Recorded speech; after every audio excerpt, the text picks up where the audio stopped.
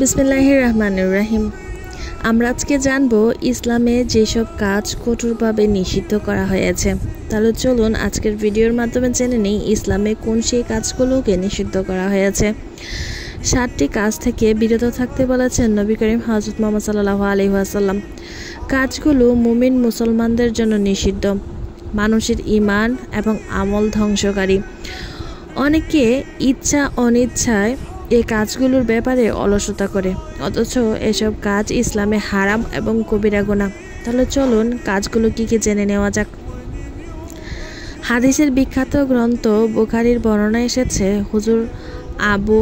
হযরত আবু হুরায়রা রাদিয়াল্লাহু তাআলা আনহু বর্ণনা করেন, রাসূলুল্লাহ সাল্লাল্লাহু আলাইহি ওয়াসাল্লাম বলেছেন, 7টি ধ্বংসকারী কাজ থেকে তোমরা নিজেদেরকে বিরত রাখো। সাহাবাগণ বলেছেন, হে আল্লাহর রাসূল, সেগুলো কি? তখন আমাদের প্রিয় নবী হযরত মুহাম্মদ সাল্লাল্লাহু আলাইহি ওয়াসাল্লাম বললেন, শিরক করা।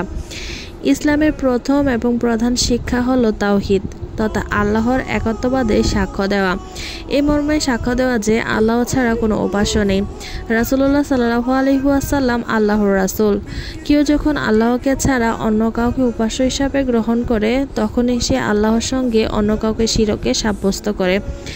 এই কাজ মানুষের জন্য ধ্বংসকারী, বিশেষ করে মুমিন মুসলমানদের জন্য।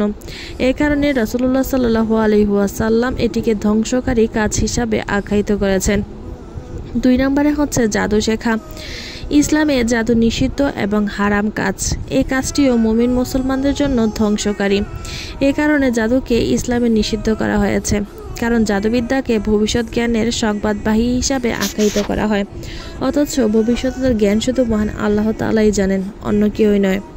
3. হত্যা করা। অন্যায়ভাবে কাউকে হত্যা করা ইসলামে হারাম এবং মহাপাপ।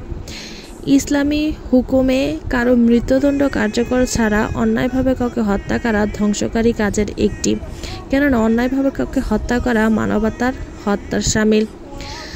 সুদ খাওয়া। ইসলামে সুদ খাওয়া হারাম তথা কবিরা গুনাহ। সুদের সঙ্গে জড়িত ধ্বংসকারী পাপের সঙ্গে জড়িত। সুদ ধনীকে আরও ধনী করে দেয় আর গরিবকে আরও নিঃস্ব করে দেয়, তাই ইসলামে সুদকে হারাম করা হয়েছে। এতিমের সম্পদ খাওয়া। এতিমের দেখাশোনা করা প্রশংসনীয় এবং সুন্নত কাজ। সুতরাং রাসূলুল্লাহ সাল্লাল্লাহু আলাইহি ওয়াসাল্লাম থেকে শুরু করে ইসলামে খেলাফতের সব খলিফাগণই এতিমদের দেখাশোনা করতেন। এতিমের অধিকার নষ্ট করা মহাপাপ এবং হারাম। কুরআনুল কারীমে ঘোষণা করা হয়েছে যে তোমরা এতিমের সম্পদ অন্যায়ভাবে গ্রাস করো না। তাই এতিমের সম্পদ অন্যায়ভাবে গ্রাস করা হাদিসে ঘোষিত ধ্বংসকারী কাজের একটি। যুদ্ধ থেকে পালিয়ে যাওয়া। যুদ্ধক্ষেত্র থেকে পালিয়ে যাওয়া বিশ্বাসঘাতকতার শামিল, তাই যুদ্ধের ময়দান থেকে পালিয়ে যাওয়ায় ধ্বংসকারী কাজের একটি। 7 নম্বরে হচ্ছে সতী নারীর প্রতি অপবাদ দেওয়া।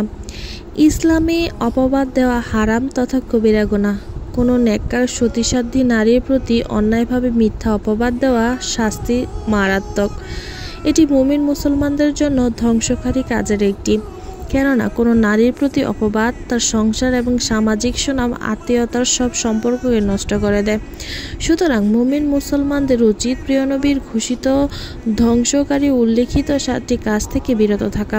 আল্লাহ তাআলা মুসলিম উম্মাহকে হাদিসের নির্দেশনা অনুযায়ী জীবন পরিচালনা করার তৌফিক দান করুক এবং আমাদের সকলকে সকল প্রকার পাপকর্ম থেকে বিরত থাকার তৌফিক দান করুক।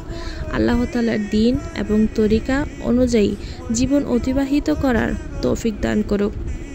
মহানবী হযরত মুহাম্মদ সাল্লাল্লাহু আলাইহি ওয়াসাল্লামের সুন্নাহ অনুযায়ী জীবন অতিবাহিত করার জন্য আমাদের সবাইকে নেক হায়াত দান করুক এবং সকলের জীবনের গুনাহ খাতাগুলোকে মাফ করে দিক। আমিন।